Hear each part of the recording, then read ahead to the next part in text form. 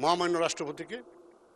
উনি ফ্যাসিস্ট নিয়োগকৃত রাষ্ট্রপতি হয়েও উনি এই মহান সংসদে সেই ফ্যাসিস্টের শাসনামল সম্পর্কে উনি সত্য, অন্তত চরম সত্য কথাগুলা উনি এই সংসদে বলে গেছেন। সেজন্য আমি ওনাকে ধন্যবাদ জানাই। এই ফ্যাসিস্ট সরকার যতবার ক্ষমতায় ছিল, 1975 সনের 15 আগস্ট আওয়ামী লীগ সরকারের পতন হয় সামরিক অভ্যুত্থানের মাধ্যমে। তখন কিন্তু এই দেশের মানুষের কাছে এই জাতির হাতে একটা তলাবিহীন ঝুড়ি দিয়ে গিয়েছিল। সে একই কায়দায় 2024-এর 5ই আগস্ট গণ আন্দোলনের মধ্য দিয়ে শেখ হাসিনার বিদায় পালিয়ে যেতে বাধ্য হয়। তখনও এই শেখ হাসিনা এই জাতির হাতে একটি তলাবিহীন ঝুড়ি দিয়ে গেছে।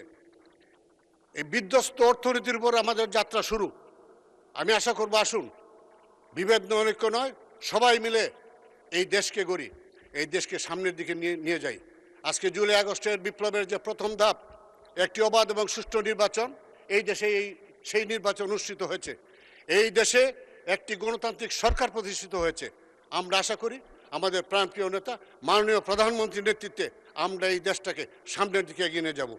আজকে মাননীয় বিরোধী দলের নেতৃবৃন্দ সংসদ সদস্যগণ বসে আছেন।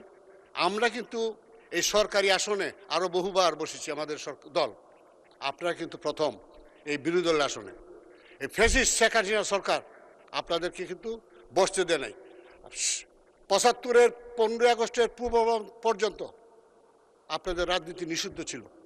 আমাদের প্রিয় নেতা শহীদ রাষ্ট্রপতি জিয়াউর রহমান বহুদলীয় গণতন্ত্রের প্রবর্তন করেন এবং আপনাদেরকে সহ যেসব রাজনীতি নিষিদ্ধ ছিল তাদেরকে রাজনীতি করার অধিকার দেন। আসুন আমরা অতীতকে ভুলে গিয়ে আমরা জুলাই আগস্টের শহীদদের আত্মা শান্তি পাবে যদি আমরা দেশটাকে সুন্দরভাবে গড়ি। আমরা বিভেদ নয়, অনৈক্য নয়, অতীতকে পিছনে ফেলে আমরা সামনের দিকে এগিয়ে যাই।